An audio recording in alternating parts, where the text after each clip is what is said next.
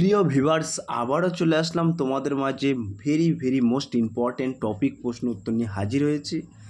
যে সকল প্রার্থীরা West Bengal police constable, KP constable, RPF constable এই সমস্ত পরীক্ষার জন্য প্রিপারেশন নিচ্ছেন, তাদের ক্ষেত্রে আজকের এই ভিডিওটি ভেরি মোস্ট ইম্পর্ট্যান্ট হতে চলেছে।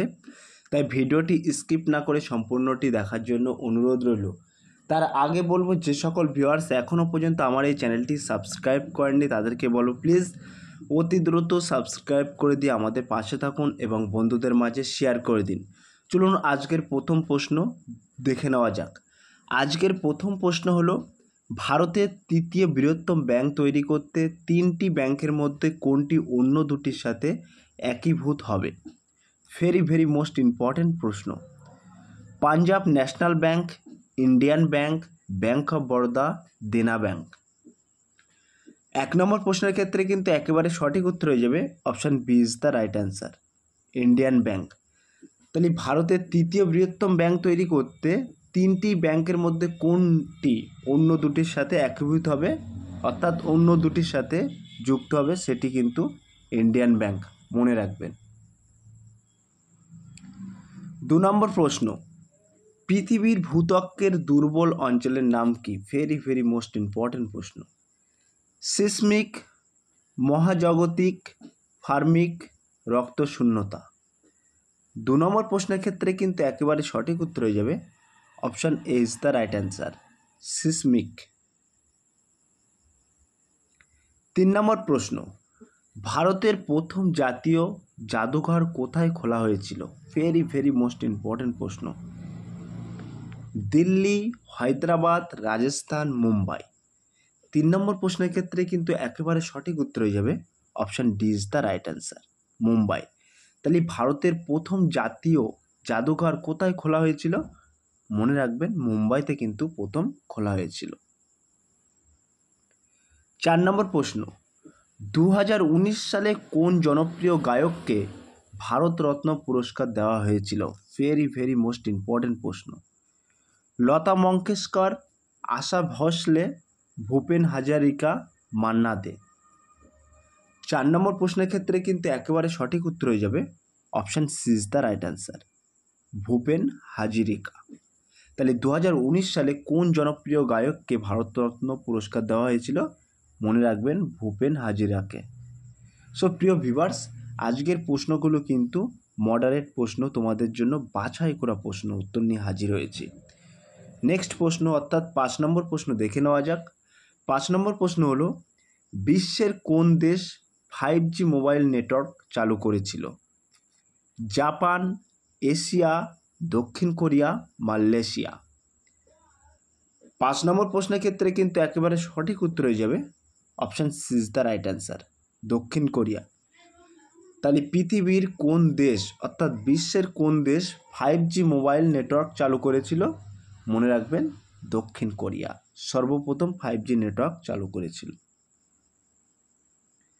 6 নম্বর প্রশ্ন, বারাণসীতে প্রবাসী ভারতীয় দিবস কবে অনুষ্ঠিত হয়েছিল? 2017, 2015, 2019, 2020। 6 নম্বর প্রশ্নের ক্ষেত্রে কিন্তু একেবারে সঠিক উত্তর হয়ে যাবে option C is the right answer, 2019।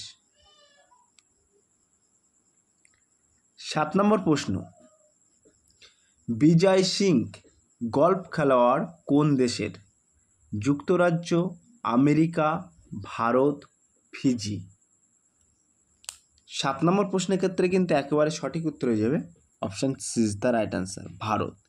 তাহলে বিজয় সিং তিনি কিন্তু একজন গল্ফ খেলোয়াড়, তিনি কোন দেশের প্লেয়ার? মনে রাখবেন, ভারতের প্লেয়ার। 8 নম্বর প্রশ্ন, DRDL এর পূর্ণ রূপ কি? ডিফারেন্সিয়াল রিসার্চ এবং ডকুমেন্টেশন ল্যাবরেটরি। অপশান বি, গবেষণা ও উন্নয়ন গবেষণাগার বিভাগ। অপশান সি, প্রতিরক্ষা গবেষণা ও উন্নয়ন গবেষণাগার। অপশান ডি, উপরের কেউ নন। 8 নম্বর প্রশ্নের ক্ষেত্রে কিন্তু একেবারে সঠিক উত্তর হয়ে যাবে option B is the right answer, গবেষণা ও উন্নয়ন গবেষণাগার বিভাগ। 9 নম্বর প্রশ্ন, সৌরজগতের সবুজ গ্রহ কোনটি? ভেরি ভেরি মোস্ট ইম্পর্ট্যান্ট প্রশ্ন। মঙ্গল, ইউরেনাস, শুক্র, পৃথিবী। 9 নম্বর প্রশ্নের ক্ষেত্রে কিন্তু একেবারে সঠিক উত্তর হয়ে যাবে option B is the right answer, Uranus. তাহলে সৌরজগতে সবুজ গ্রহ কোনটি? মনে রাখবেন ইউরেনাস। 10 নম্বর প্রশ্ন, ভারতীয় ক্ষেপণাস্ত্র প্রযুক্তিতে জনক? Doctor Homi Bhabha, doctor Chidambaram, doctor U R. Rao, doctor APJ Abdul Kalam. 10 নম্বর প্রশ্নের ক্ষেত্রে কিন্তু একেবারে সঠিক উত্তর হয়ে যাবে option D is the right answer, doctor APJ Abdul Kalam. তাহলে ভারতীয় ক্ষেপণাস্ত্র প্রযুক্তির জনককে? মনে রাখবেন ডক্টর এপিজে আব্দুল কালাম।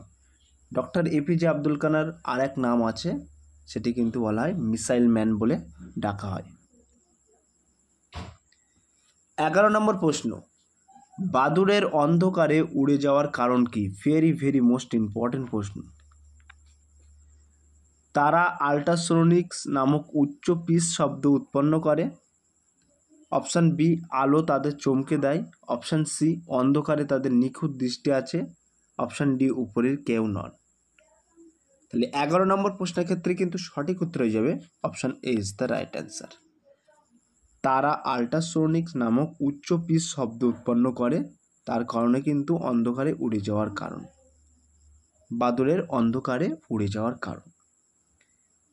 12 নম্বর প্রশ্ন, ভারতের ক্ষুদ্র শিল্পের মধ্য কোনটি?